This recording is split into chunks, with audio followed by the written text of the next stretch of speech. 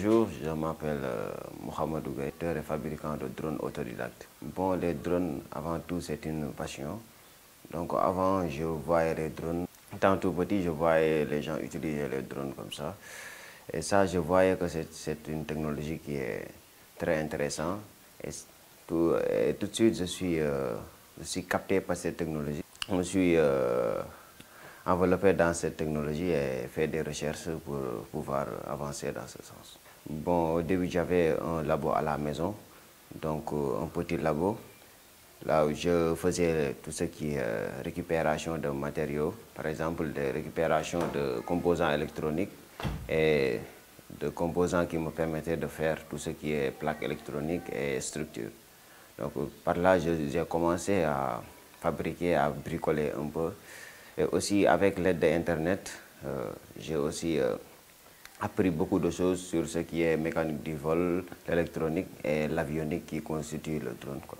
Oui, j'ai fait un parcours académique dont j'ai arrêté en classe de terminale pour poursuivre mes rêves. Bon, je voyais que je m'ennuyais un peu à l'école et ce que je voulais apprendre n'était pas dispensé à l'école aussi. Moi, je voulais apprendre tout ce qui est mécanique du vol, la physique nucléaire et la mécanique quantique que je ne trouvais même pas à l'école. C'est ce qui m'a poussé à être autodidacte et à s'auto-éduquer sur Internet. Bon, le processus de conception, bon, on a deux processus. Donc, tout ce qui est drone, il y a la partie hardware et la partie software. Donc, la partie hardware, c'est la partie qui est un peu difficile ici, car les composants ne sont pas donnés. Par exemple, pour faire un drone, les drones sont des technologies qui sont récentes. Du coup, les cartes électroniques des drones sont trop chères et la technologie n'est pas accessible à tous aussi. Donc, dans ce sens, nous, on fait des recherches, on fait même beaucoup de recherches sur Internet et on fait aussi la récupération qui d'ailleurs est trop compliquée ici pour fabriquer les drones. Mais malgré tout, on parvient à fabriquer ici des drones localement.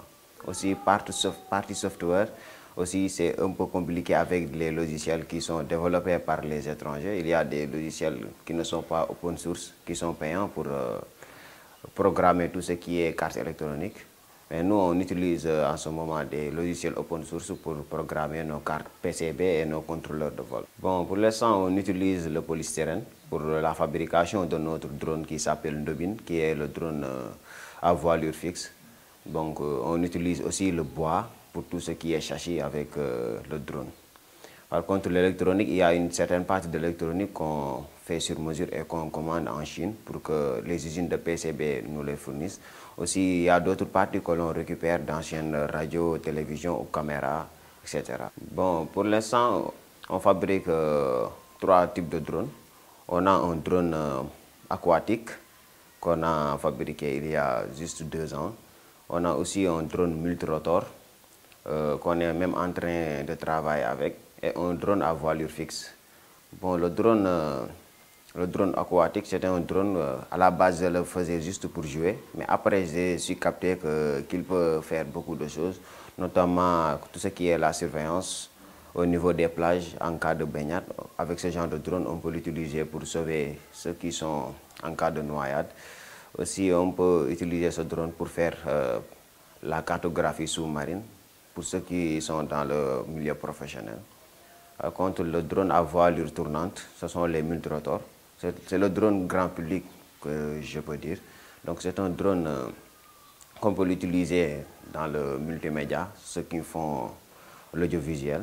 Donc là, on est en train même de travailler dans ce sens pour améliorer tout ce qui est autonomie du drone, et la qualité de la caméra, et aussi l'accessibilité. Les innovations qu'on a intégrées dans le drone, surtout notre drone Ndobin, qui est un drone de longue portée et longue endurance. Donc c'est un drone qu'on va doter d'intelligence artificielle pour détecter tout ce qui est embarcation lors des surveillances. Par exemple, la surveillance des côtes, on va intégrer tout ce qui est intelligence artificielle pour détecter d'éventuelles embarcations. Aussi, on peut l'équiper de capteurs multispectrales pour détecter tout ce qui est maladie au niveau des champs. C'est un drone multifonction. Par exemple, on peut l'utiliser pour faire la surveillance, l'agriculture de précision et la cartographie aussi. Donc, suivant ses utilisations, ça dépend du capteur que le drone va embarquer. Là, on reçoit beaucoup de feedback, notamment ceux qui sont dans le BTP, mais aussi ceux qui sont dans l'armée aussi. Eux, ils sont tellement intéressés par nos drones et on pense qu'on fera de très grandes choses avec. On a conçu même des drones qui sont même beaucoup plus simples à déployer. Par exemple, on a même regardé beaucoup de documentaires concernant les drones pour faire la surveillance. Là, on s'est misé surtout sur la facilité d'utilisation du drone et le déploiement. Par exemple, le drone Dobin, c'est facile à déployer, on le déploie sans rampe de lancement, etc. Et c'est un drone qui peut faire des heures de vol et aussi c'est un drone qui peut aller jusqu'à 100 km. Donc, on peut, juste pour 2 opérateurs, ils peuvent l'utiliser. Et le drone, il est entièrement aussi autonome. On peut l'utiliser manuellement, mais la partie autonome est beaucoup plus pratique. Bon, les défis que nous rencontrons d'abord, c'est l'accès aux matériaux. Par exemple, les matériaux industriels pour fabriquer des drones avec précision. Là, on fabrique les drones avec les mains, avec les moyens de bord, on fait nos propres plans sur papier, etc. Et on découpe le polystyrène pour le faire. Mais avec des machines beaucoup plus avancées comme des imprimantes 3D de qualité, aussi le fibre de carbone pour faire le coque du drone. Ça nous aidera beaucoup. Aussi, côté réglementation, là on fait nos tests ici même à côté de notre laboratoire. On sait que le drone c'est quelque chose de très dangereux concernant la sécurité. Donc, comme on a fabriqué un drone qui peut aller jusqu'à 100 km et qui peut même facilement dépasser les 2 km d'altitude.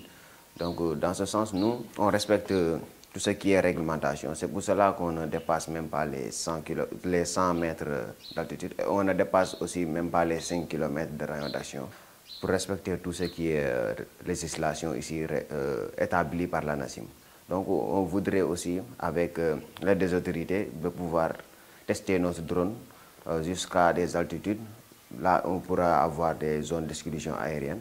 Par exemple, un couloir aérien pour tester notre drone afin d'éviter toute collision avec des hélicoptères, des avions ou même des ULM pour mieux sécuriser ce que nous faisons. De l'armée doivent être confidentielles aussi. Quand fabriquer des drones ici, nous-mêmes, et collecter les données par nos drones, donc cela va effacer tout risque de piratage de données au sein de l'armée. Voilà, à ce moment, on a même reçu l'appui du DG de l'APIX, M. Bachili. Donc on l'a reçu même la fois passée. Donc, et ce gouvernement, on a vu que ce gouvernement, il aime beaucoup tout ce qui est technologie. Ils veulent booster la technologie ici au Sénégal. Bon, maintenant, on roule sous fonds propres. Tout ce que vous voyez ici, c'est nous-mêmes qui par exemple, nous, on est 5. Maintenant, on est 5. On fait tout ce qui est financement nous-mêmes. On fait des cotisations parfois pour acheter quelques matériels pour avancer. Le coût pour l'instant, c'est pas encore établi. Donc, car on a juste commencé par passion. Donc, on dépensait même sans compter. Juste, on voulait faire des choses. On voulait juste faire des choses qui fonctionnaient.